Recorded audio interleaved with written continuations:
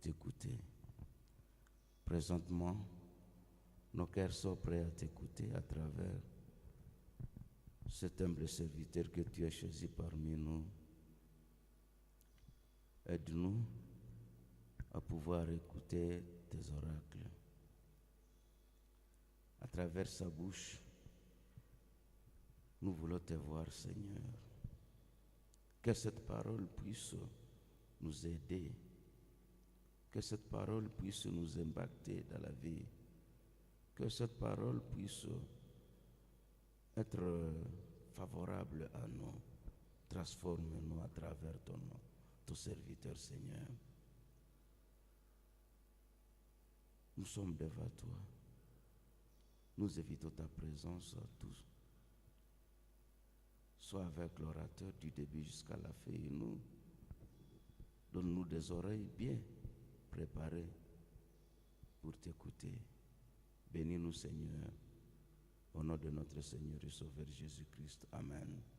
Amen.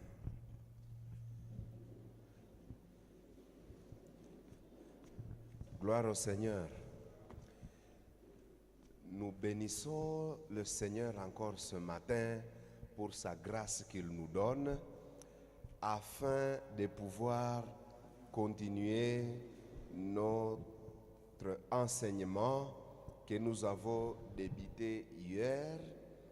Et présentement, nous sommes au deuxième jour.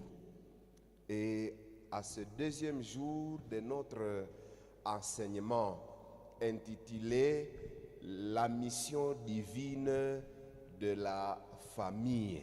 La mission divine de la famille, c'est notre thème général de la semaine. Et j'aimerais juste rappeler que hier, nous avons focalisé notre attention sur deux grands points, plutôt trois choses à retenir. Nous avons dit que la famille est une maison d'alliance et elle n'est pas un cercle de sang fermé. Donc la famille, dans la conception de Dieu, elle n'est pas fermée aux seuls enfants biologiques. Quand la Bible parle de famille, elle ne limite pas le concept de famille à ceux qui partagent un même sang. Elle élargit le cercle de la famille à tous ceux qui habitent sous un toit, sous le même toit. Je dirais les membres de ma maison. Quand je parle de ma maison, je parle de tous ceux qui habitent avec moi sous mon toit. Et ça c'était la première chose. La deuxième chose que nous avons appris hier, mission. Nous sommes des missionnaires au sein de nos familles. Alléluia. Papa est missionnaire, maman est missionnaire, chaque enfant est missionnaire au sein de sa famille. C'est un lieu de mission. Et chacun doit remplir convenablement, valablement sa mission. Et nous avons compris qu'il y a une urgence que nous parlons de la famille, et une urgence que nous puissions voir comment vivre convenablement en famille, parce que la famille est aussi un lieu où se manifestent plusieurs types de vulnérabilité. La famille est constituée de vulnérables. Et en tant que vulnérables, nous devons apprendre à nous accueillir les uns les autres, à nous protéger les uns les autres, mais aussi à nous restaurer les uns les autres. C'est un lieu d'accueil, de protection et de restauration. Entrons dans la matière de notre deuxième jour. Aujourd'hui, c'est le deuxième jour. Aujourd'hui, nous voulons focaliser notre enseignement sur un thème intitulé « Chaque enfant, une image de Dieu à honorer, à valoriser et à bénir. » Chaque enfant, une image de Dieu à honorer, à valoriser et à bénir.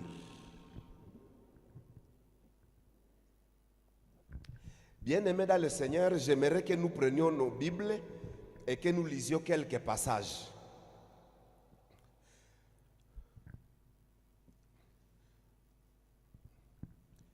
Notre technicien qui s'occupe de la projection devra aller avec nous. Nous sommes à la diapo suivante où il y a des passages bibliques. J'aimerais piquer juste quelques passages dans les psaumes et dans Marc. Prenons psaume 127. Lisons dans psaume 127. Média, vous êtes en retard?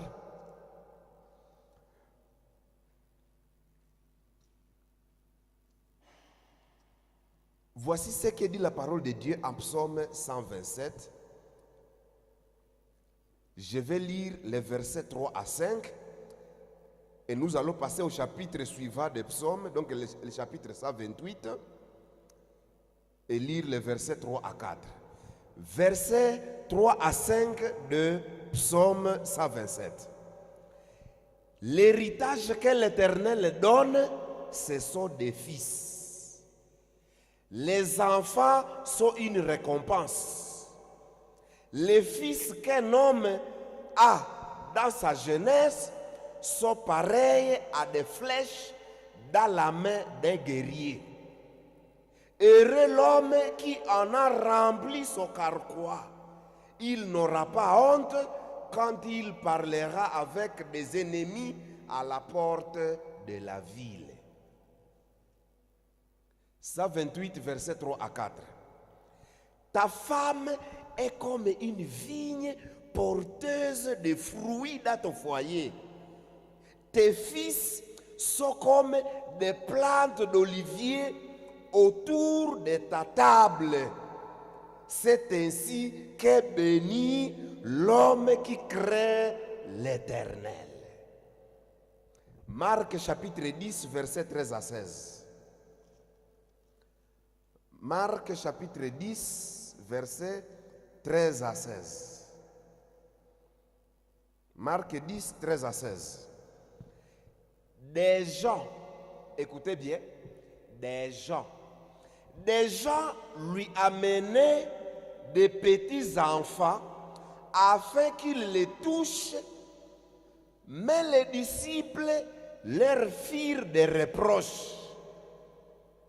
Voyant cela, Jésus fut indigné et leur dit: laissez les petits enfants venir à moi et ne les en empêchez pas, car le royaume de Dieu est pour ceux qui leur ressemblent. Je vous l'ai dit en vérité, celui qui n'accueille pas le royaume de Dieu comme un petit enfant n'y entrera pas. Puis il les prit dans ses bras et les bénit en posant les mains sur eux. Parole du Seigneur. J'ai sélectionné ces passages pour nous aider à méditer sur un message intitulé « Chaque enfant, une image de Dieu à honorer, à valoriser et à bénir. » Chaque enfant, une image de Dieu à faire quoi? À honorer, à valoriser et à bénir. Une histoire pour commencer. C'est l'histoire de Jacob. Dans la Bible, une histoire nous est racontée. Un certain Jacob, père de famille, a offert une tunique à Joseph et à lui seul parmi ses 12 fils. Ces vêtements n'étaient pas un simple cadeau. Ce n'était pas un simple cadeau, mais c'était un message qui a été lu par tous les frères de Jacob. Quel était ce message? Qu'est-ce qu'ils ont compris, les frères de Jacob? Dans cette tunique multicolore quel est le message que cette tunique a véhiculé, a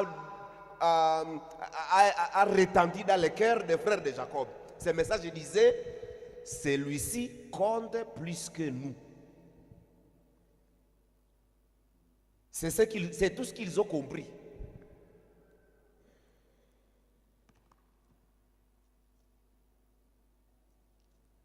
C'est très important. Riche en instruction. Genèse 37, 3 à 4.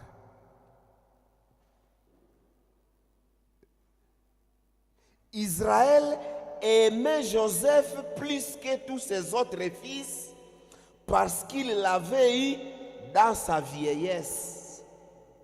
Et il lui fit un habit de plusieurs couleurs. Ses frères remarquèrent que leur père l'aimait plus que tous et se mirent à faire quoi? À le détester. Ils étaient incapables de lui parler sans agressivité.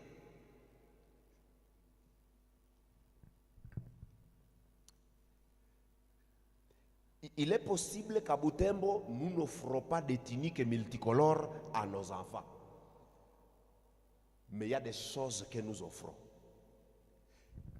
Chaque fois que vous avez des enfants à la maison et que vous puissiez privilégier les enfants biologiques au détriment d'autres enfants avec qui vous restez dans la maison, vous êtes en train de coudre une tunique.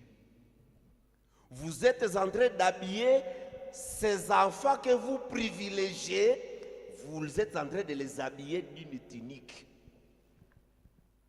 Une tunique qui est invisible, bien sûr.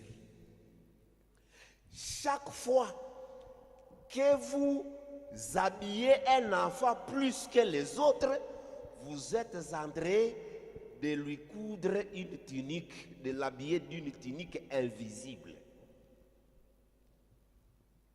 Chaque fois que vous accordez des marques d'amour, d'affection, plus à un enfant qu'aux autres, vous êtes en train de lui habiller d'une tunique invisible. Chaque fois que vous inscrivez un enfant dans une école de luxe, parce que toutes les écoles ne se ressemblent pas ici à Butembo. Il y a des écoles de luxe. Oui. Il y a une école maternelle ici où on paye $50 par mois, par trimestre ou par mois. Alors qu'ailleurs, on est en train de payer $20, mais dans cette école, on paye $50. Et tu prends un des enfants, tu l'amènes là-bas. Tu dis, c'est mon fils aîné. Mon fils aîné doit recevoir une bonne formation et tu l'amènes dans une bonne école et les autres restent dans des écoles. Tu es en train de l'habiller de quoi? D'une tunique multicolore, invisible. Lorsque tu donnes des paroles d'encouragement à un enfant et tu ne sais pas encourager les autres enfants, tu es en train d'habiller cet enfant d'une tunique multicolore. Chaque fois que tu laisses ton enfant biologique dormir jusqu'à 9 heures, alors que l'enfant, la berceuse qui est à la maison, tu la réveilles à 5 heures du matin. 5 heures du matin, elle est déjà à la source. 5 heures du matin, elle doit piler. 5 heures du matin, elle doit allumer le feu. 5 heures du matin, elle doit faire la vaisselle. 5 heures du matin, elle doit travailler. Alors qu'il y a un autre enfant qui dort. Cet enfant qui dort, tu es en train de l'habiller d'une tunique.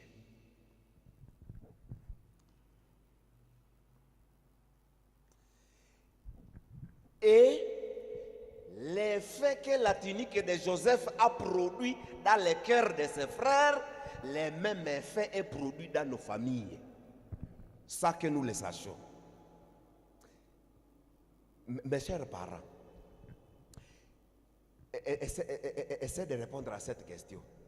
Pose-toi la question, dis-toi, Si mes enfants comparaient ce soir, les soirs d'aujourd'hui, si toi tu te dis, si mes enfants comparaient à voix haute tout ce qu'ils reçoivent de moi, tout ce que je leur donne comme travail, comme temps de repos, comme temps de loisirs, comme vêtements, comme paroles d'affection, tout ce qu'ils reçoivent. Si mes enfants comparaient tout ce qu'ils reçoivent, seraient-ils simplement contents ou profondément blessés?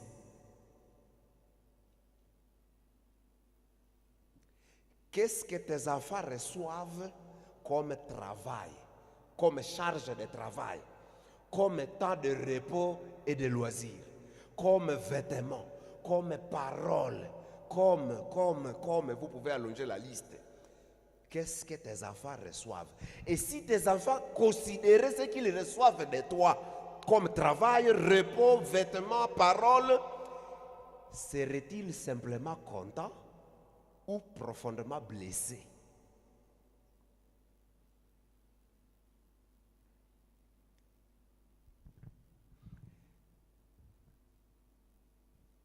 Bien-aimés dans le Seigneur, considérez le soleil. Si vous avez un champ dans lequel on a semé à plusieurs périodes et plusieurs personnes ont semé dedans. Soit il y a la mère qui est allée semer, il y a la fille aînée qui est allée aussi semer, qui a participé aussi à la semence. Quand le soleil doit s'élever sur ces champs-là, le soleil ne réchauffe jamais une portion de culture plus qu'une autre selon qu'il a été planté par maman ou par la fille ou par la belle-sœur ou par une autre personne. Le soleil brille également sur tous les champs. L'objectif c'est quoi? C'est parce que tous les champs doivent produire, doivent porter des fruits. Les enfants que nous avons dans la famille nous arrivent dans la famille par différentes voies. Savez-vous que chaque enfant ne naît pas de la même manière que l'autre? Chère mère, vous qui avez mis au monde des enfants, savez-vous que toutes les grossesses ne se ressemblent pas? Et que tous les accouchements ne se ressemblent pas? Je commencerai même par toutes les conceptions. La manière de concevoir chaque enfant est unique. Chaque enfant est conçu de manière unique. Sa grossesse grandit de manière unique. Chaque enfant naît de manière unique. Mais ce que nous attendons de chacun de nos enfants, c'est que chaque enfant contribue à ce que la famille soit productive, que la famille porte du fruit, que la famille soit stable, que la famille soit ferme, que la famille soit prospère. C'est ce que nous attendons. Alors, un premier élément que j'aimerais que vous puissiez retenir, c'est que chaque enfant qui naît, quelle que soit la manière dont il arrive dans la famille, chaque enfant porte la même image de Dieu. Genèse 1, 26 à 27 le dit clairement. Il montre que, surtout au verset 27, Genèse chapitre 1er, surtout au verset 27, il montre que l'image de Dieu est donnée à toute l'humanité avant toutes les généalogies, sans tenir compte de la manière dont l'enfant est venu dans la famille. Il est l'image de Dieu. Alléluia. Alléluia. Alléluia.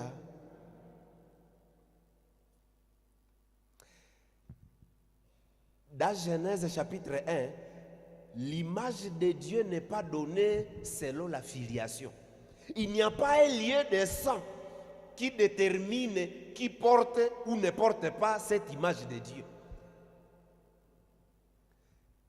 Et les enfants biologiques, et les enfants nés hors mariage, et les enfants nés par viol, et les enfants bâtards, appelez-les comme vous voulez, orphelins ou pas orphelins, chaque enfant porte l'image de Dieu en lui.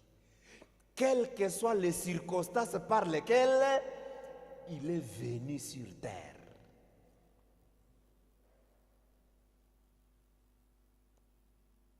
Alléluia.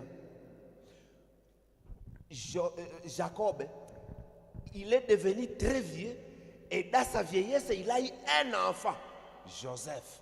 Et la Bible dit qu'il l'a aimé plus que tous ses frères parce qu'il l'a eu dans sa vieillesse. Vakatrungo, hitrungo. Les parents ont tendance à dorloter ces enfants-là nés de la vieillesse, à telle enseigne qu'ils deviennent des enfants gâtés, oubliant qu'un enfant gâté est un enfant pourri, et ils les vêtissent de plusieurs sortes de tuniques, comme je l'ai à le détailler, mais la tunique devient toujours un cadeau qui devient jalousie, haine, trahison, meurtre même. Un des principes que j'aimerais que nous puissions tous retenir, c'est que chaque préférence visible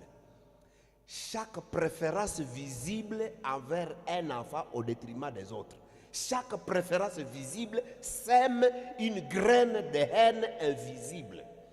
Chaque préférence visible sème une graine de jalousie invisible.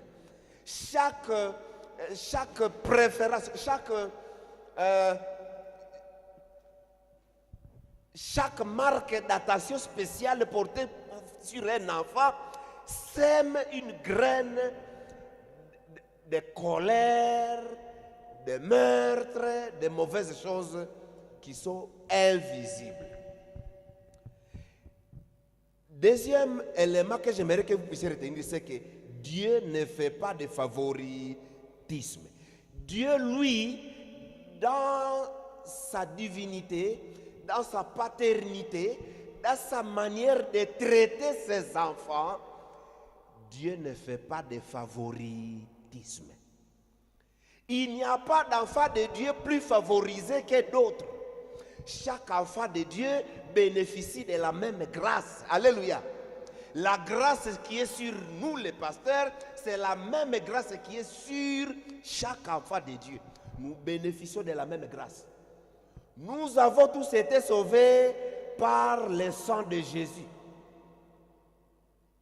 Il n'y a pas ceux qui ont reçu ce sang à une quantité surdosée ou moyennement dosée ou sous-dosée. Non, tous nous avons reçu la même grâce. Tous nous avons été sauvés par grâce au moyen de la foi. Si vous lisez le texte de Jacques, chapitre 2, versets 1 à 9, Jacques est en train même d'interdire à l'église. Il est en train de démontrer que si dans l'église on arrive à favoriser certaines personnes, à honorer les riches et mépriser les pauvres, Jacques nomme ça péché. Il ne ménage pas ces mots, il appelle ça péché. En Jacques chapitre 2, versets 1 à 9. Honorer les riches et mépriser les pauvres est nommé péché. Quand vous lisez Actes des Apôtres 10, versets 34 à 35, nous comprenons que le passage dit que Dieu ne fait point exception des personnes. Dieu traite les humains de la même manière sans faire exception des personnes. Il ne voit pas les diplômes de quelqu'un. Le plus diplômé ne se pas traité différemment des illettrés, de ceux qui n'ont même pas été à l'école. Nous qui sommes à la paroisse francophone, parce que nous avons étudié, Dieu ne nous traite pas différemment de ceux qui sont dans des paroisses swahilophones parce qu'ils n'ont pas étudié. Dieu nous traite de la même manière. Et donc, il faut éviter les deux poids, deux mesures au sein d'une même famille. Agissons, en tant que parents, agissons comme notre Père, Dieu. La manière dont il traite ses enfants, il ne les traite pas de manière préférentielle. Il n'a pas de préférence. Il n'a pas de privilège qu'il accorde à certains qu'il n'accorde pas aux autres. Tous les enfants de Dieu ont reçu libre accès auprès du Père. Chaque enfant de Dieu peut prier. Chaque enfant de Dieu peut écouter Dieu. Et Dieu peut lui parler, chaque enfant de Dieu. Et chaque fois que nous pesons les enfants, selon leurs origines, celui-ci il vient d'où? Ni mtoto wa nani? Et parmi les choses qui sont en train de ronger et de ruiner nos familles, c'est ce que à Kinanda on appelle les kassololo. Au sein d'une même famille, les gens sont en train de créer des divisions inutiles. Les enfants d'un même père. Je ne sais pas si vous avez déjà réfléchi sur un fait. Le fait que quand nous parlons de ce qu'on appelle les patriarches, nos pères dans la foi, et nous n'avons pas honte de dire que nous prions au Dieu d'Abraham, d'Isaac et de qui? Et de Jacob. Jacob qui est le père des 12 tribus, qui est l'ancêtre des 12 tribus. Les 12 tribus qui sont constituées de 12 enfants issus de combien de femmes? Combien de femmes? Combien de femmes? Il y a d'autres qui répondent timidement, c'est comme s'ils ne savent pas. Savez-vous que les 12 tribus sont obtenues à partir de 4 femmes? Léa, sa servante, Rachel et sa servante. Tous les 4 ont mis au monde des enfants qui constituent les 12 tribus d'Israël, que nous disons la famille de Dieu, le peuple de Dieu, le peuple d'Israël. Je ne sais pas si vous vous êtes déjà posé la question de savoir pourquoi, lorsque Élie va restaurer le culte à Yahweh au mont Carmel, après avoir dégorgé les 400 prophètes de Baal, Élie va élever le nom de Yahweh. Et en élevant le nom de Yahweh, il va faire un autel avec combien de pierres? 12 pierres qui représentent les 12 tribus. Il veut unir tous les enfants nés de Jacob sous l'adoration de Yahweh. Et nous, qu'est-ce que nous faisons dans nos familles? Celui-là, ni mtoto wa bibi ya pili, bibi ya tatu, bibi ya ine.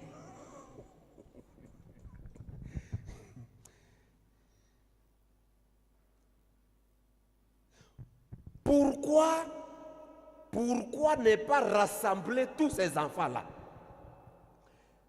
Parce que d'après tout, nous qui sommes les Wanandre, dans notre culture, les enfants sont les enfants du Père. N'est-ce pas? Sont les enfants du Père. Tous les enfants que le Père a mis au monde, qu'ils soient en Amérique, qu'ils soient où, ils sont les enfants de leur Père.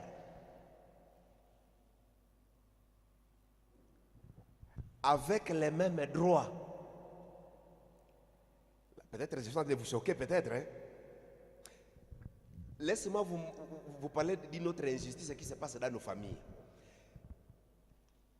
Pourquoi est-ce que parmi les chrétiens, certains parents chrétiens ont tendance à placer leurs préférences, leur plus grand amour et leur plus grand soin sur leurs enfants mâles? Les enfants garçons, on semble considérer plus les enfants garçons que les enfants filles. On semble accorder plus de valeur aux enfants garçons qu'aux enfants filles. Vrai ou faux? Vrai ou faux? Je vous pose la question. Est-ce que devant Dieu, un enfant garçon est plus important qu'un enfant fille? Hein? Et pourquoi pour vous, il doit y avoir des distinctions entre les enfants garçons et les enfants filles? Ne me répondez pas en me disant que vous n'êtes pas Dieu. Quelqu'un, je lui ai posé la question, il a dit, ben, ça c'est Dieu, mais moi je ne suis pas Dieu. Dieu lui considère tous les enfants, mais moi je ne suis pas Dieu, donc j'ai le devoir, j'ai le droit, je peux donc moi distinguer les enfants, parce que je ne suis pas Dieu. Est-ce que c'est ça? Pourtant, en tant que chrétiens, nous devons refléter l'image de notre Dieu. Et qu'est-ce qu'on appelle croissance spirituelle? Qu'est-ce qu'on appelle croissance spirituelle, mes bien-aimés? Si ce n'est la croissance, la transformation perpétuelle à l'image du Christ, à l'image de notre Père. Qu'est-ce que signifie croître spirituellement si ce n'est acquérir du jour au lendemain les habitudes de Dieu, notre Père? Ressembler à notre Père du jour au lendemain. Qu'est-ce que la croissance spirituelle si ce n'est pas ça? Nous n'avons pas les droits.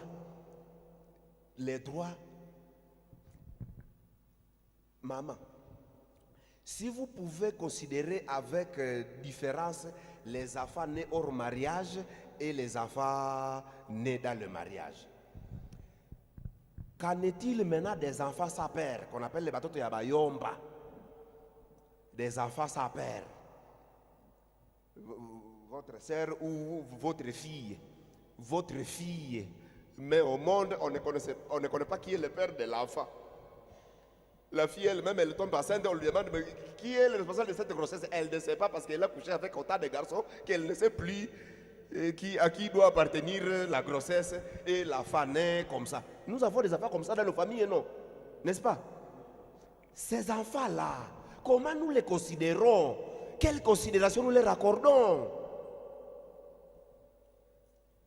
Chaque fois que nous pesons les enfants, à les différencier les uns des autres, nous sommes en train d'habiller des tuniques multicolores à certains, et l'habillage des tuniques de certains enfants crée chez les autres quoi? Jalousie, haine, colère, meurtre. C'est ce que nous voulons semer dans nos familles. Nous voulons semer dans nos familles nous voulons des familles où se développe la haine, la jalousie, la colère, le meurtre. Il y a certains enfants qui sont dans des familles, ils n'attendent que la mort du père pour commencer à faire des dégâts. Il dit quand le père mourra, les enfants de la deuxième, de la troisième femme, ils nous verront. C'est papa qui les protège. Dieu nous a sauvés différemment. Nous avons des situations comme ça dans nos familles. Et nous devons savoir que Dieu ne pèse pas les enfants. Dieu n'a pas de favoritisme. Chaque enfant, il est enfant, créé à l'image de Dieu. Comment l'inégalité blesse concrètement? J'aimerais que vous sachiez que l'inégalité, lorsque nous créons l'inégalité au sein de nos familles, parmi les enfants, cela blesse. Mais la question c'est de quelle manière cela blesse-t-il? A droit à une certaine palette de temps de travail, et qu'après le travail, chaque enfant a droit à une certaine palette de repos, un temps de repos. Savez-vous que c'est un droit pour chaque enfant? Savez-vous que chaque enfant a droit au loisir?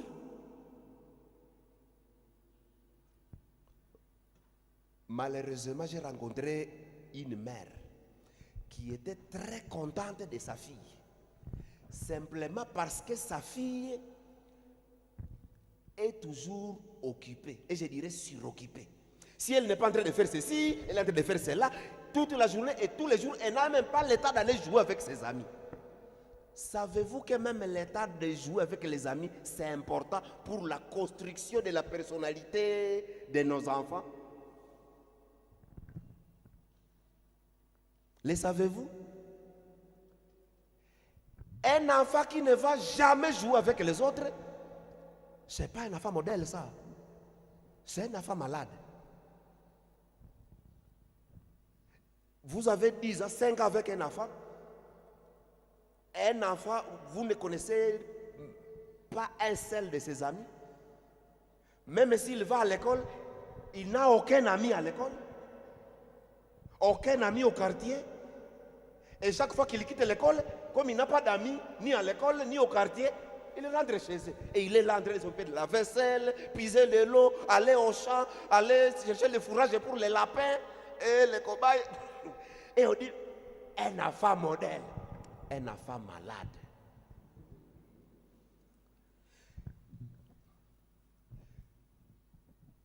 Surcharger un enfant au point de lui manquer l'état de repos, l'état de loisir, c'est voler la face de cet enfant-là. Et les choses qu'un enfant n'arrive pas à trouver durant sa croissance, vous n'avez jamais entendu qu'il y a certaines personnes qui manifestent une sorte d'adolescence retardée. Et quelqu'un a atteint 40 ans, mais c'est maintenant qu'il commence l'adolescence. À 40 ans. Pour la majorité, ce sont des enfants dont leur adolescence a été gâchée, a été ratée, n'a pas été bien encadrée.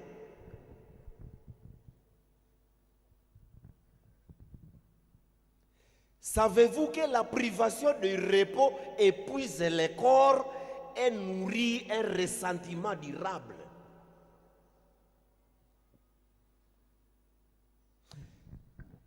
Savez-vous que le fait de ne pas apprécier positivement le travail qu'un enfant fait,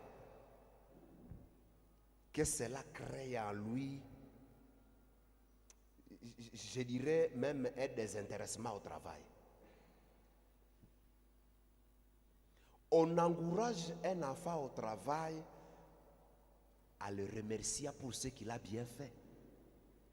Et chaque fois qu'on ne le remercie pas pour ce qu'il a bien fait, il se développe à lui quelque chose, il dit bon, donc c'est inutile.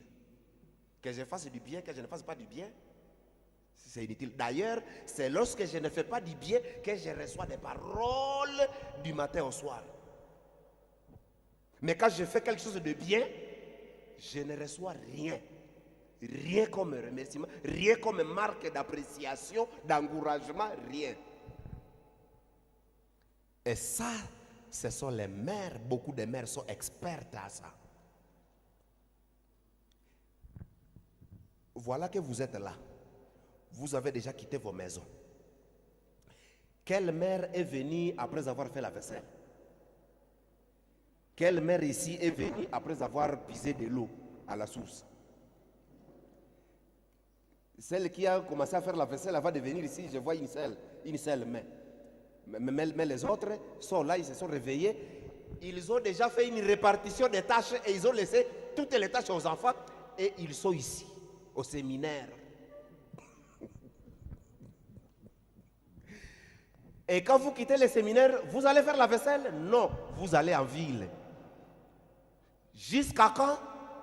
Jusqu'au soir. Et quand vous revenez, les mains au hache. Allez à la cuisine, allez voir comment elle a préparé et essayez de goûter de la sauce. Si vous essayez de sentir qu'il y a une quantité de sel qui a débordé, les paroles commencent. Bwanako apenda chumvi mingi. Pourquoi hakumupigia bwanako? Nani ndio anapasha pigia bwanako? Bali kupataka yeye pour que ça sapatu vingine ndio kwenda kumpigia. Et la maman parle, et il y a certaines filles qui reçoivent des réprimandes comme ça, qu'elles perdent tout appétit. Tout appétit. Quand la fille considère tout ce qu'elle a fait comme travail, depuis le matin, elle n'a même pas eu le temps de repos, de loisirs. Elle est toujours occupée. Juste pour quelque chose qui n'a pas bien allé, on va parler du matin au soir. Et le jour où maman vient, il vérifie que tout est en ordre. elle ne dit rien. Elle est comme confuse, elle est comme honteuse, comme si elle ne cherchait que là où ça n'a pas bien allé, c'est que la vie n'a pas bien fait, c'est que les enfants n'ont pas bien fait. Pourquoi ne pas rechercher ce qui a été bien fait et apporter des remerciements, des encouragements, des paroles valorisantes? Et puis ici à l'église, oh, niseme nini bwana. Les super saintes. Et des fois, si on posait la question à nos enfants, si nos enfants reconnaissent notre spiritualité, notre salut, notre croissance dans la foi, je vous assure, la majorité des enfants, j'ai fait cet exercice à Bunia, à Kisangani, à Iziro, à Imbokolo. La majorité des enfants n'apprécient pas favorablement des parents que nous apprécions beaucoup à l'église.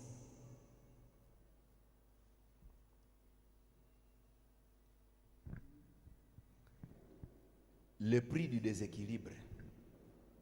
Savez-vous pourquoi la Bible dit, beaucoup de parents aiment les versets de Ephésiens chapitre 6, versets 1 à 3. Watoto mutii wazazi wenu katika Bwana, maana hii ndiyo haki. Heshimu baba yako na mama yako. Hii ni amri ya kwanza yenye ahadi, upate heri na kuishi siku nyingi katika dunia. Beaucoup de parents aiment ça, mais ils ne lisent pas jusqu'au verset 4. Le verset 4 dit, nanyi wazazi musiwachokoze watoto wenu. Savez-vous de quelle manière tunachokozaka watoto? Wakati mtoto amefanya kazi et vous ne lui dites jamais merci, iliko mchokozi. Wakati mtoto il a fait quelque chose de mal, vous en parlez, mais vous ne dites rien de bon pour ce qu'il a bien fait, iliko mchokozi. Lorsque vous surchargez un enfant avec du travail à telle enseigne qu'il n'a même pas 30 minutes d'aller jouer avec ses amis, il comme chocosi.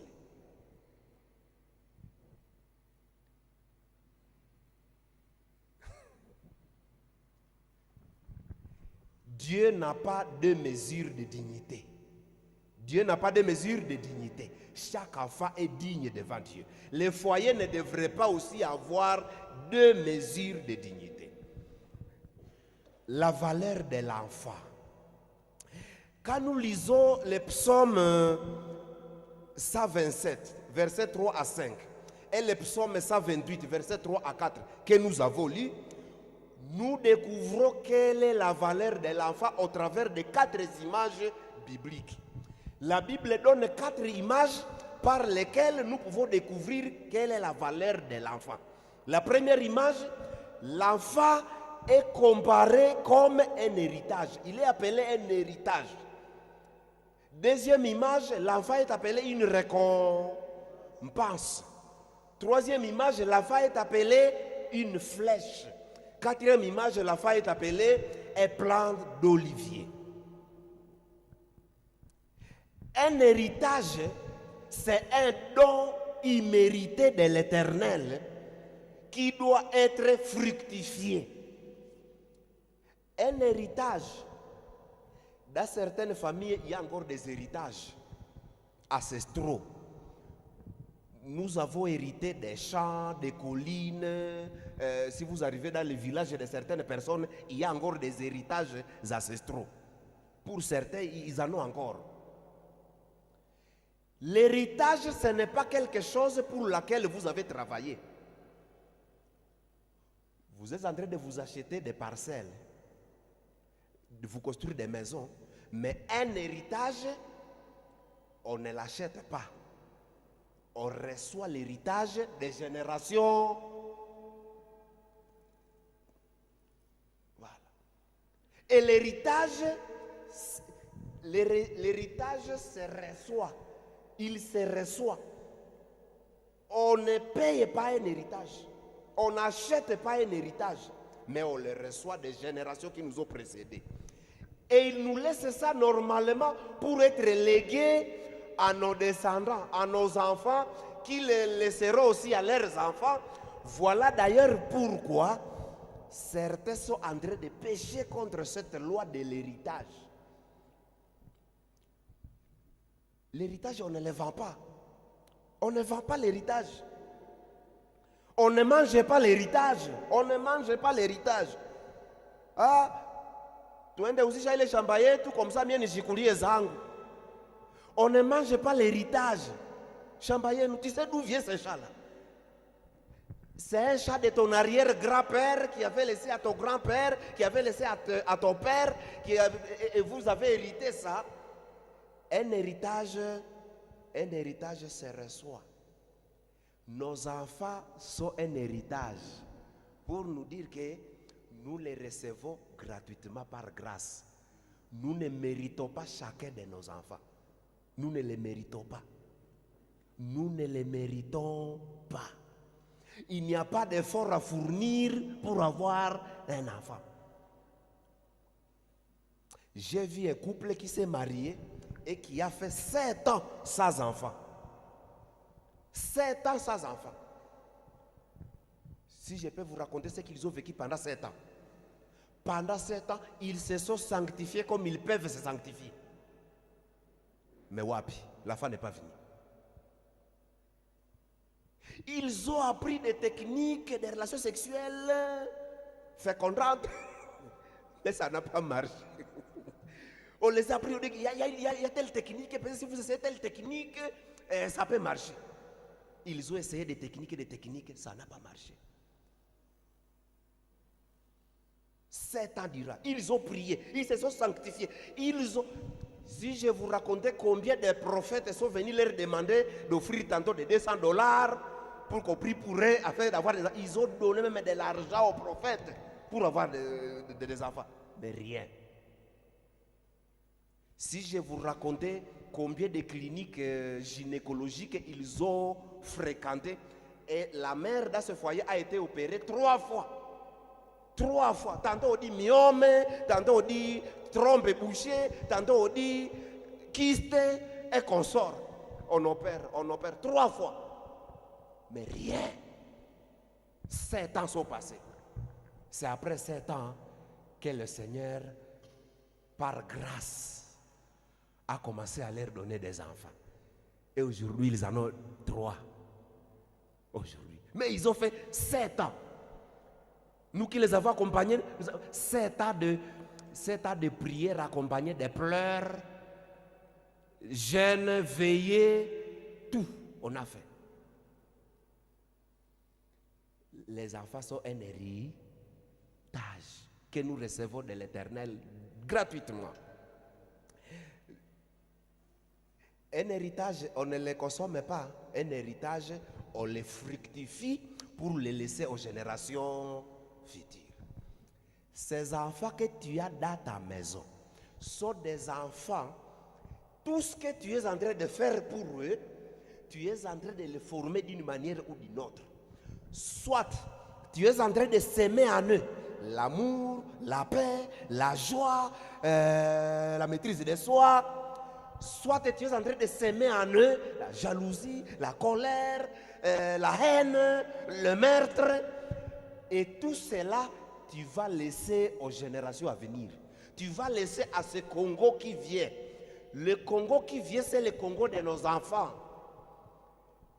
Maintenant, la question, nous les avons reçus, c'est un héritage que Dieu a donné aux Congolais, à nous, mais nous allons les laisser au Congo pour qu'ils fassent quoi de ce pays? Qu'est-ce qu'ils vont faire?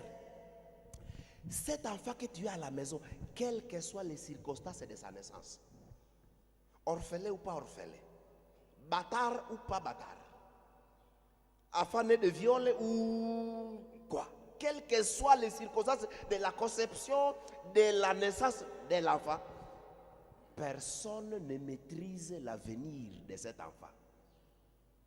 L'avenir de chaque enfant est entre les mains de Dieu.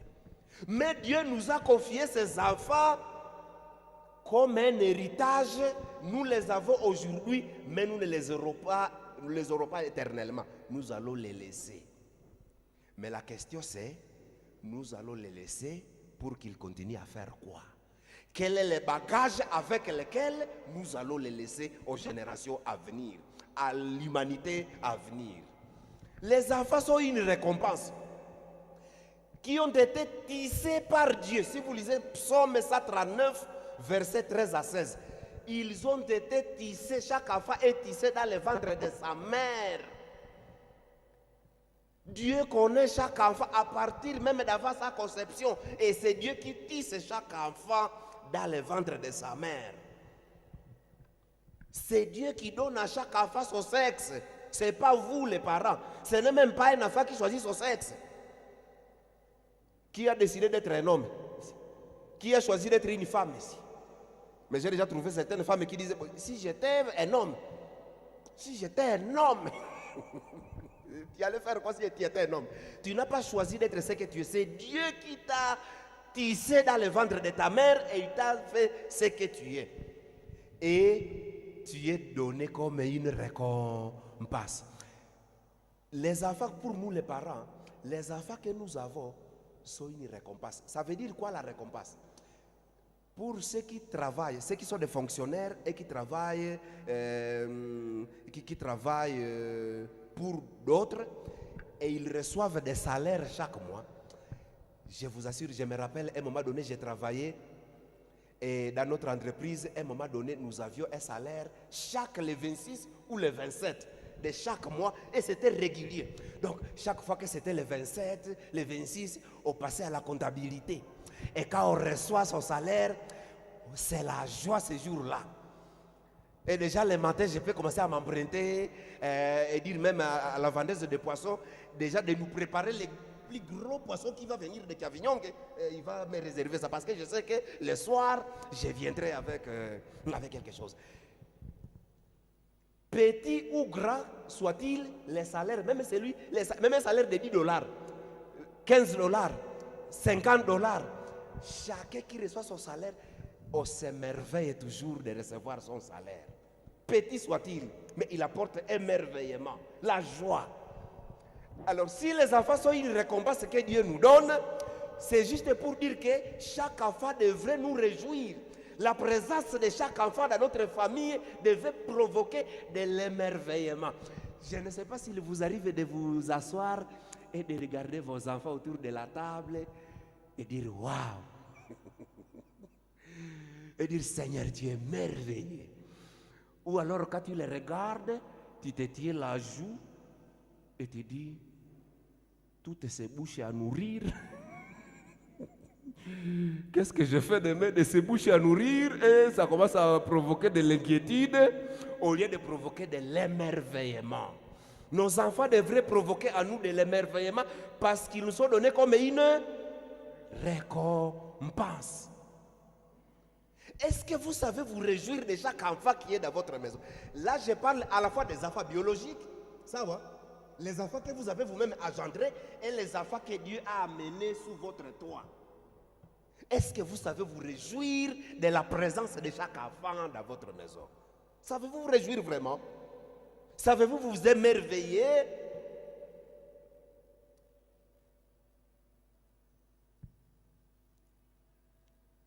Je ne sais pas si ici il y a un parent qui a un enfant brigand,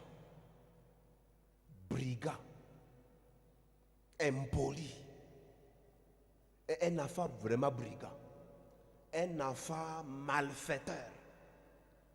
Y a-t-il un parent qui a un enfant comme ça, que tu considères comme un brigand? Quand tu regardes cet enfant-là, est-ce que tu sais le regarder comme Dieu le regarde? Créé à l'image de Dieu. Est-ce que vous savez que les dégâts de nos enfants n'enlèvent pas en eux l'image de Dieu? Est-ce que vous savez que nos enfants, avec leurs dégâts, nous n'avons pas le droit de les appeler des dégâts? Un enfant qui commet des dégâts, il faut savoir séparer l'enfant de quoi? De ses dégâts. Ces dégâts, c'est une autre chose, mais l'enfant, c'est aussi une autre affaire. Malheureusement, on a tendance à appeler l'enfant par ce qu'il fait. L'enfant est plus que ce qu'il fait. Apprenons à regarder l'enfant tel que Dieu le regarde.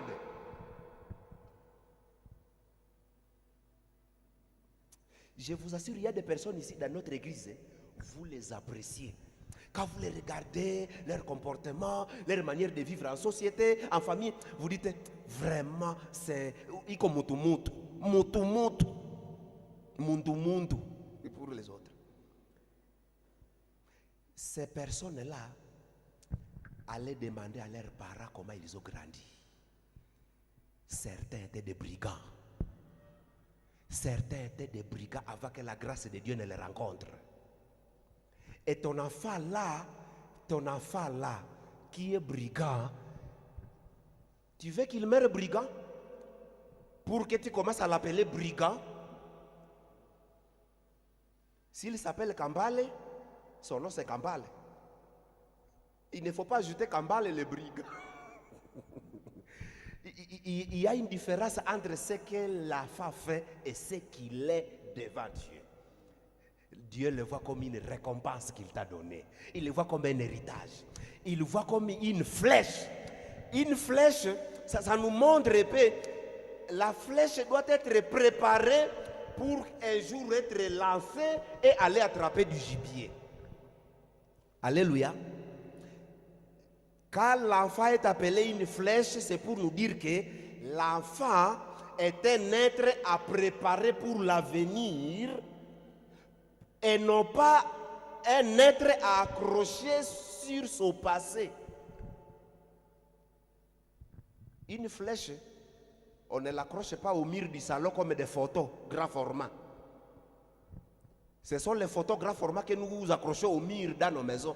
Mais une flèche, on ne l'accroche pas. La flèche n'est pas destinée à être accrochée au salon. La flèche est destinée à être préparée convenablement avec la flèche a trois parties. Ce qu'on appelle l'empennage, il y a ce qu'on appelle la mâche de la flèche, il y a aussi ce qu'on appelle la pointe de la flèche. La pointe est toujours en métal ou en fer. Et cette pointe-là doit être bien préparée. Et des fois, pour beaucoup de chasseurs, ils prennent cette pointe-là, ils la plongent dans le feu. Et quand la pointe rougit, devient rouge, on la retire du feu et on la plonge dans une solution, dans un liquide capable de durcir cette pointe-là pour qu'elle soit dure. Si les enfants sont des flèches, ils doivent être préparés, non pas dans la facilité, mais dans le feu, pour qu'ils soient durs, capables d'affronter les défis de la vie. Wapendwa, si leo maisha iko natukokota, leo iko natukokota, mais je vous assure, ce qui attend nos enfants, ce n'est pas plus meilleur que ce que nous avons aujourd'hui. Ce n'est pas plus meilleur que ce que nous avons aujourd'hui. C'est plus dur. Et un enfant qui ne sera pas bien préparé comme une flèche, maman, wale watoto munachaka walale jusqu'à 9h. Analamuka nanaenda shuleni. Un enfant qui ne sait pas qu'on se réveille, on fait la vaisselle, on travaille avant même d'aller à l'école. Un enfant qui ne sait pas qu'on quitte l'école. Moi je me rappelle, nous on quittait l'école, on allait rencontrer maman au champ. Et la plupart des fois, maman apportait notre provision au champ. Et les habits que nous allons échanger au champ. Donc on quitte l'école, on doit rejoindre maman au champ. C'est là qu'il y a les habits pour s'échanger. On note l'uniforme au champ. Et c'est là qu'il y a la nourriture. Donc tu n'y vas pas, tu ne vas pas manger. Nous on a grandi comme ça. Mais nos enfants, comment grandissent-ils? Ils veulent que nous leur payions des iPhones.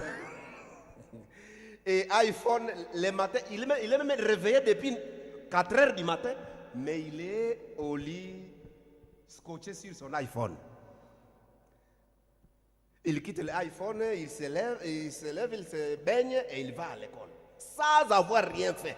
Et il quitte l'école, il arrive, c'est encore l'iPhone, et il mange, et c'est l'iPhone jusqu'au soir. Et ça devient le rythme de la vie. Des enfants comme ça, des enfants comme ça, comme chaque enfant est une flèche. Et ce n'est pas chaque flèche qui attrape le gibier. La flèche attrape le gibier selon qu'elle a été préparée. Un enfant qui n'a pas été préparé ratera la cible. Et dans votre vieillesse, vous serez en train d'attendre le lait. Et le lait ne viendra pas parce que la flèche n'est pas allée attraper un gibier. Je connais des enfants. Ils ont grandi, ils sont maintenant aujourd'hui des mariés. Je connais un marié, quelqu'un qui s'est marié. Et quand sa femme va à la maternité, l'homme amène la facture de la maternité à son père. À son père. C'est le père qui paye la facture de la maternité pour aller retirer l'épouse de son fils de l'hôpital. Vous pensez que des enfants comme ça manquent dans cette église? S'il y en a dans cette église, il faut que nous disions que vous avez été ratés. Et les enfants deviennent comme ça si on ne leur apprend pas la responsabilité. Une flèche, on la prépare pour qu'elle attrape les gibiers. Mais aussi une flèche, dans l'image de la flèche, il y a aussi un élément très important. Les chasseurs, pour attraper les gibiers, cela dépend même de la position du chasseur avant de... Même sa position pour tirer l'arc, sa position là, sa stabilité là, il est pour beaucoup pour que la flèche aille. Ça dépend de la manière dont le tireur va viser correctement. Ça veut dire quoi? Ça veut dire que des fois, la manière dont nous vivons, papa et maman, entre nous, détermine ce que nos enfants seront. C'est notre position, notre stabilité dans le foyer. Et les enfants voient ça. La manière dont nous prenons les enfants, nous vivons avec eux, notre attitude, notre vie est un message. Notre vie forme nos enfants. Les enfants sont une plante d'olivier. Plante d'olivier. Plante d'olivier. À Kiswahili, la Bible à Swahili dit chipukizi za mizeituni. Chipukizi. Un olivier, quand il grandit, plus l'olivier grandit, plus il vieillit, plus sa productivité diminue. Et les cultivateurs d'olivier mettent leur espoir pour l'avenir dans ce qu'on appelle les chipukizi. Ce sont les petites plantes, ceux qui poussent. Comment expliquer ça? Hein? Quoi? Les plants d'olivier, ce sont les petits là qui poussent sur la souche, sur la souche de l'olivier, des petits là. Et quand un cultivateur d'olivier, il voit ça pousser, il sait que quand l'olivier vieillira, quand il ne produira plus, ce sont ces chipukizi, ces plants d'olivier qui produiront. Donc c'est l'espérance d'avenir. Les enfants sont des plants d'olivier qui sont greffés sur nous, que Dieu nous a donnés, pour qu'ils soient féconds avec les mêmes soins. Et ils doivent être entourés de beaucoup de soins pour qu'ils nous nourrissent demain, pour qu'ils produisent demain. Les enfants sont l'espoir, aussi bien de la famille, aussi bien de l'église, aussi bien de notre pays. Et il y a les pays, actuellement, il y a certains pays qui sont craints. Pourquoi les États-Unis craignent les pays orientaux comme la Chine, l'Inde aussi? C'est parce que ce sont des pays à la démographie la plus élevée au monde. Même le Nigeria est craint à cause de sa démographie. Parce qu'on sait que le pays qui sera une puissance de demain, la puissance dépendra de sa démographie. Et il y a ceux qui pensent que la politique de ce qu'on appelle planification des naissances, limitation des naissances, il y a une mauvaise image dedans. Il y a une mauvaise politique cachée dans cela. Si tu poses la question à un médecin, il va te dire c'est pour éviter les risques maternels. Et donc, il va expliquer scientifiquement c'est ce qu'il a appris. Mais qui nous a donné cette science-là? Ce n'est pas la science que nous avons acquis par nous-mêmes. Mais on nous l'a fait consommer et nous acceptons. Mais on sait que... Est-ce qu'au Congo, on a besoin de limiter les naissances? Pourquoi en France, on limite les naissances? Pourquoi dans certains pays occidentaux, on limite les naissances? C'est parce que la géographie de leur pays est tellement compliquée que si on ouvre la vanne des naissances, il sera compliqué de vivre dans leur pays. Et essayez de voyager en avion, quitter seulement Butembo pour aller à Bunia. Vous allez constater qu'il y a des étendues et des étendues et des étendues remplis d'arbres, de forêts. Donc, ça veut dire quoi? Ça veut dire que le problème d'habitation, le problème des terrains n'est pas encore un problème qui peut nous amener à limiter les naissances. On n'a pas un problème comme ça. Bon, il y a ceux qui disent que bon, mettez au monde, c'est bon. Mais voyez aussi la capacité de nourrir tous ces enfants-là. Mais si vous considérez les richesses de ces pays, les richesses de ce pays sont immenses, tellement immenses que même si nous faisons 15 enfants, ils mangeront. Si on ne peut compter que sur les richesses de ce pays, ils mangeront. Même 20 enfants. Si chacun en a 20. Chakula haitakosa Mukongo vu la richesse de ce pays. Mais plus on met au monde, plus on crée des enfants qui ont besoin de nourriture, plus ils ont besoin de nourriture et qu'ils voient qu'il n'y a pas moyen de trouver la nourriture, plus il y a soit le banditisme qui commence, soit maintenant certains développent les mécanismes de survie et de travail au lieu de nous mobiliser au travail pour que nous travaillions afin de subvenir à nos besoins, parce que c'est possible de subvenir à nos besoins. Les amis, les bien-aimés, les enfants que nous avons sont des plantes d'olivier. Notre avenir, pour demain, nous avons besoin de ces enfants. Je termine en disant que chaque enfant a besoin d'être béni. Jésus a reçu les enfants. Avant qu'ils ne reçoivent les enfants, certains parents ont empêché les enfants d'approcher Jésus. Mais Jésus a pris les enfants dans ses bras. Il les a bénis. Il les a bénis. Jésus prend les petits enfants et il les bénit. Il faut apprendre à bénir nos enfants. Apprendre à bénir nos enfants. C'est au sein de nos familles que chaque enfant a besoin d'être béni. Alléluia.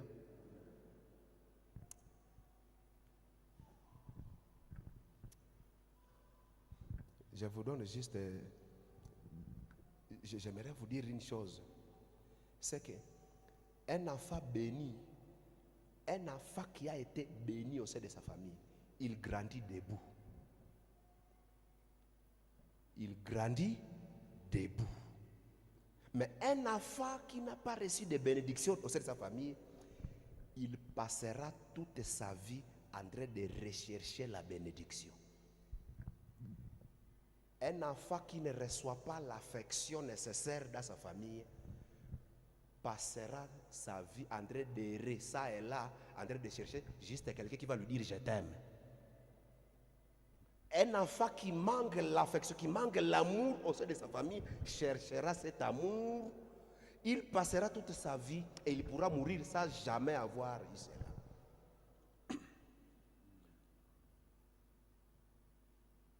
Apprenons à bénir nos enfants.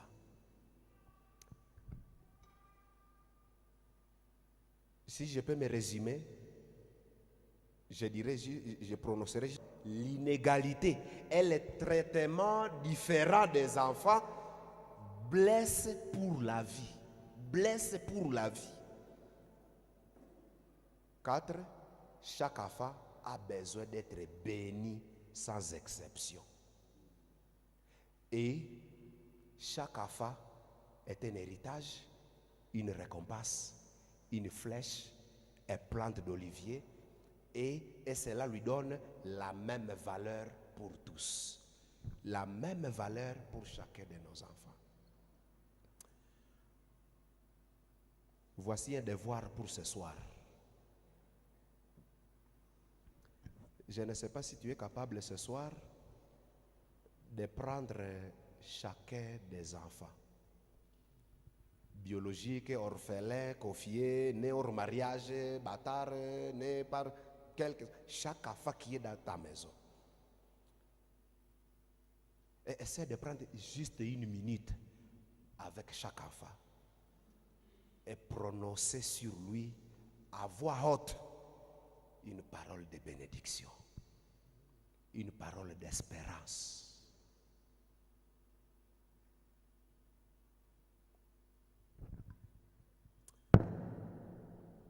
J'avais envie de prier. Quand j'ai préparé cet enseignement, j'avais envie de prier avec vous. J'avais envie de prier et de demander à chacun de prier en disant: Seigneur,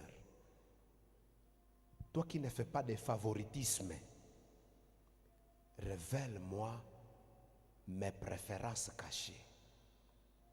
Apprends-moi à voir dans chaque enfant l'héritage, la récompense, la flèche et le plante d'olivier que tu me donnes dans ma famille, que tu donnes à ma famille. Apprends-moi aussi à bénir chaque enfant comme Jésus bénissait les enfants.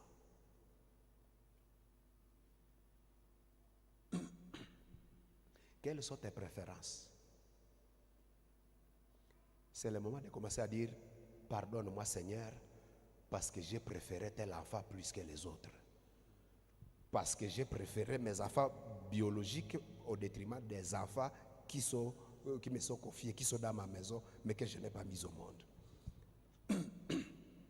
C'est le moment de commencer à dire: Seigneur, pardonne-moi pour la distinction que je mets entre les enfants dans ma famille. Et dire: Seigneur, apprends-moi à voir dans chaque enfant l'héritage, la récompense, la flèche, la plante d'olivier que tu donnes à ma famille, pour la survie de ma famille, pour la prospérité de ma famille. Et apprends-moi, Seigneur, à bénir chacun de mes enfants. À bénir chacun de mes enfants.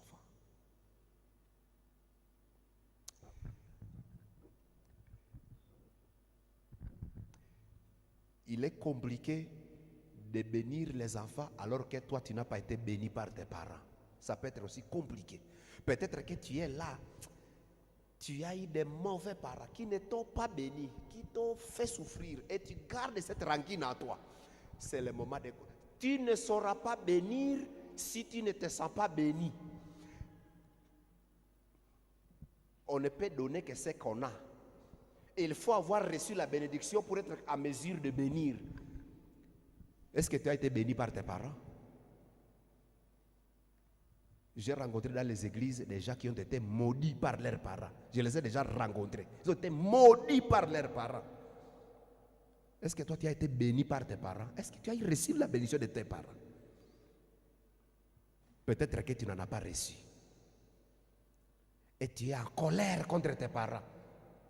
Même s'ils sont déjà morts. Certains sont déjà morts, mais on garde la colère. Dit, papa ne m'avait pas béni. Papa ne m'avait pas bien élevé. C'est le moment de commencer à libérer cette colère, à demander pardon, à pardonner à tes parents. Peut-être qu'eux aussi n'avaient pas reçu de bénédiction aussi de leurs parents, raison pour laquelle ils ne savaient pas comment bénir les enfants. Et ils ne t'ont pas béni parce qu'eux-mêmes n'avaient pas été bénis. Ils t'ont maudit parce qu'eux-mêmes avaient été maudits.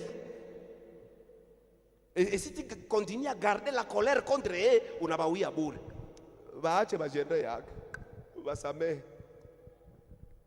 Ils n'avaient pas cet enseignement. Ils ne savaient pas que chaque enfant a besoin d'être béni, quelles que soient ses origines. Peut-être que tu es là, tu es né dans des circonstances peu compliquées, que tu as grandi comme un enfant mohéwa. Et tu n'as pas reçu l'affection nécessaire. Tu as grandi sans affection. Et automatiquement, ça a marqué ta vie.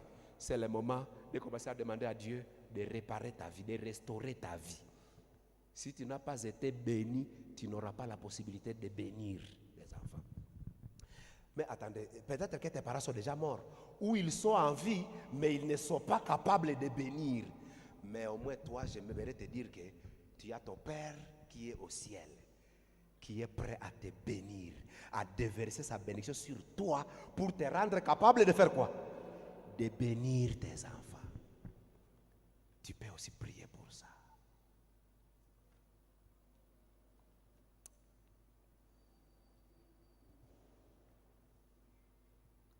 Lèvons-nous pour la prière.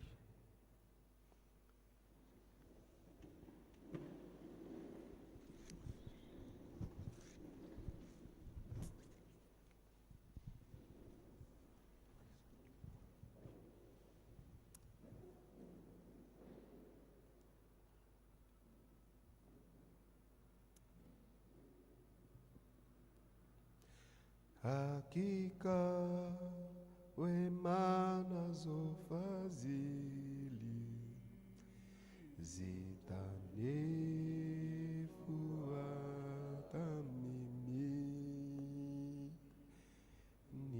nitakaa nyumbani mwa Bwana siku zote. Kweli hakika wema nazo fadhili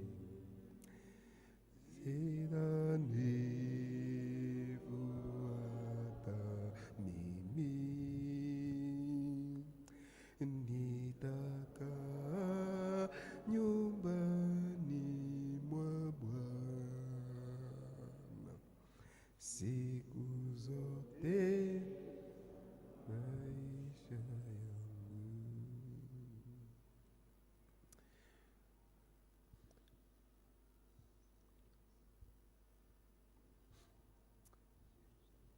Si tu as l'impression que la bonté, la grâce du Seigneur ne t'accompagne pas, si tu ne réalises pas que la bénédiction est sur toi, j'ai rencontré, c'était à Bounia, un papa qui était en train de souffrir, qui était bloqué vraiment dans sa vie. Rien ne marchait dans sa vie. Et il était convaincu que c'est parce que son père l'avait maudit et qu'il vivait sous la malédiction de son père. La Bible dit que nous avons été bénis de toutes les bénédictions spirituelles en Jésus-Christ. Tu peux réclamer les bénédictions de la part de Jésus-Christ.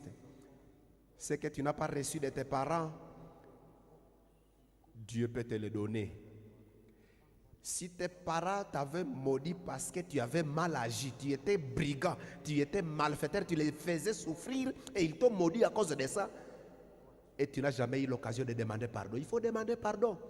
Je ne peux pas te consoler en disant que tu vas être béni en Jésus-Christ alors que tu avais commis des dégâts et tu n'as jamais demandé pardon. Il faut demander pardon aussi.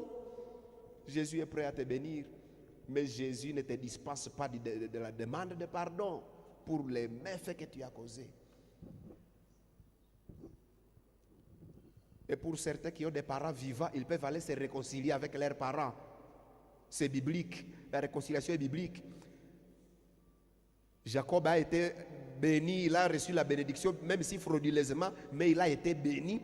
Mais étant béni, il est rentré se réconcilier avec Esaü, son frère. La réconciliation est nécessaire aussi. Chacun de nos enfants a droit à la bénédiction. Commence déjà à demander à Dieu de te rendre capable de bénir tes enfants. Commence à demander à Dieu de te donner la capacité de prononcer des paroles de bénédiction, des paroles d'honneur, des paroles de gloire, des paroles valorisantes à tes enfants. Tes enfants ont droit d'être bénis. Et si tes enfants ne sont pas bénis par toi, ils grandiront avec un déficit mental et spirituel. Ils pourront errer sur terre en train de rechercher la bénédiction. Que Dieu te donne la capacité de bénir. Oui, la grâce et la bonté nous accompagneront, mais cette grâce, elle nous accompagne lorsque nous la partageons avec nos enfants. Cette grâce, nous devons l'accorder à nos enfants. Cette bonté, cet amour, cette miséricorde, nous devons l'accorder à nos enfants. Certaines familles subissent des divisions qui sont dites aux enfants qui sont nés de la deuxième femme, troisième femme, quatrième femme. Et les familles sont disloquées. Toi, en tant que chrétien, tu n'es pas appelé à entrer dans ces divisions-là. Ce n'est pas digne de toi. C'est à toi de réconcilier toute ta famille. C'est à toi de construire l'autel de ta famille avec les 12 pierres des enfants nés de 4 femmes. Tu dois commencer à dire, Seigneur, il faut que ton nom soit élevé sur tous les enfants nés de mon Père. Tous les enfants doivent adorer Yahweh. C'est à toi de construire cet hôtel-là qui va réunir, que ce soit un hôtel familial, l'hôtel de la famille. Pour Élie, c'était les 12 tribus qu'il fallait réunir pour l'adoration de Yahweh. Tu as des enfants à la maison, il y a des enfants dans ta famille qui sont nés hors mariage. C'est peut-être ton mari qui les a mis au monde, ou alors un membre de ta famille a mis au monde en dehors du mariage, et puis l'enfant a été malaisé, et puis tu gardes un enfant comme ça. Cet enfant a besoin d'affection, cet enfant a droit à la bénédiction.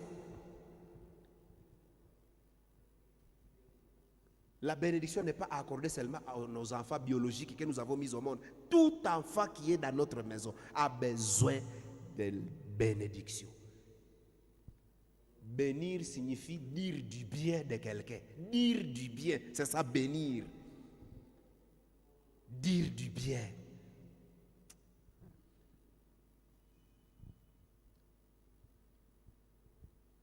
Bienvenue au révérend pour clôturer ce moment de méditation